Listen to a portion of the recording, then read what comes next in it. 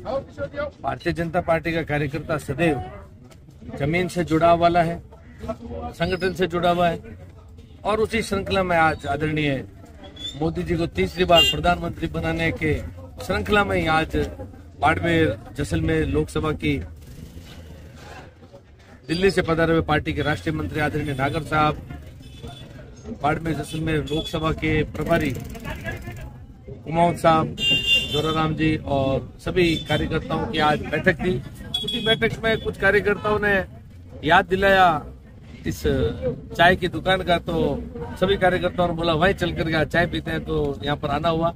और जैसे कि अभी आप सब ने देखा था, पूरी दुनिया ने देखा था, फ्रांस के राष्ट्रपति जयपुर आए थे और एक चाय की थड़ी पर मोदी जी के साथ में गए थे और वहां पर किस तरीके से ऑनलाइन पेमेंट यूपीआई के मार्फत किया और मोदी जी ने फ्रांस के राष्ट्रपति को बताया कि देख लीजिए कि आज भारत विकास की किस ऊंचाई तक पहुंच चुका है कि एक चाय की दुकान का पेमेंट भी अब यूपीआई के द्वारा ऑनलाइन हो रहा है, डिजिटल इंडिया के मार्फत काम हो रहा है। यही मोदी जी का सपना है, बदलते हुए देश की तस्वीर है। मोदी जी सदैव कहते हैं मेरा देश बदल रहा है और इस बदलते देश की तस्वीर आज का भारतीय देख रहा है। बड़े गौरव में समय है और हम सब इस पल के इस 2047 की तरफ बढ़ते हुए, विकसित भारत की तरफ बढ़ते हुए पल के क्षण के अपन भी साक्षी हो पा रहे हैं। इससे बढ़िया कोई गौरवान्वित करने वाली बात कोई भारतीय जनता पार्टी के और भारतीय के लिए हो नहीं सकती।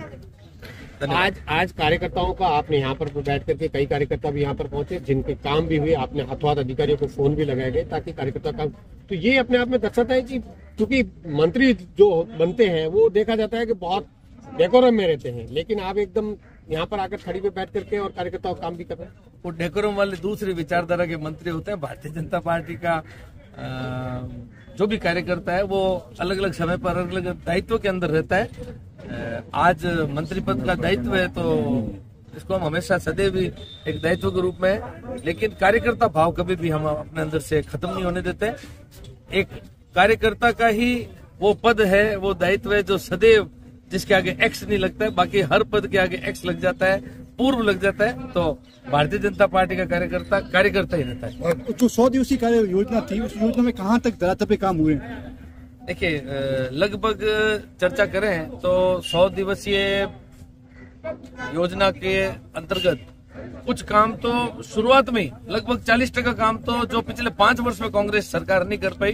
जयललिता जी की सरकार ने आते ही बहुत बड़े बड़े निर्णय, जैसे कि युवाओं के लिए इससे बड़ा पेपर लीक से बड़ा ज्वलंत मुद्दा नहीं था, तो एसआईटी का गठन, उसके बाद में बहुत ही कामयाब तरीके से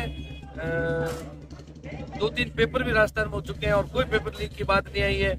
अपराधियों का तो आतंक इस तरीके से बढ़ गया था कि थाने के अंदर सिर्फ अपने को वो पंक्ति ही बदलने की आवश्यकता रही थी कि आम जन में भय और अपराधियों में विश्वास। उस पंक्ति को वापस भारतीय जनता पार्टी की सरकार ने आकर के सही किया और एंटी गैंगस्टर स्क्वाड बना करके भजनलाल जी ने बहुत मजबूत सरकार का परिचय दिया है। किसानों के लिए भी 125 रुपए जो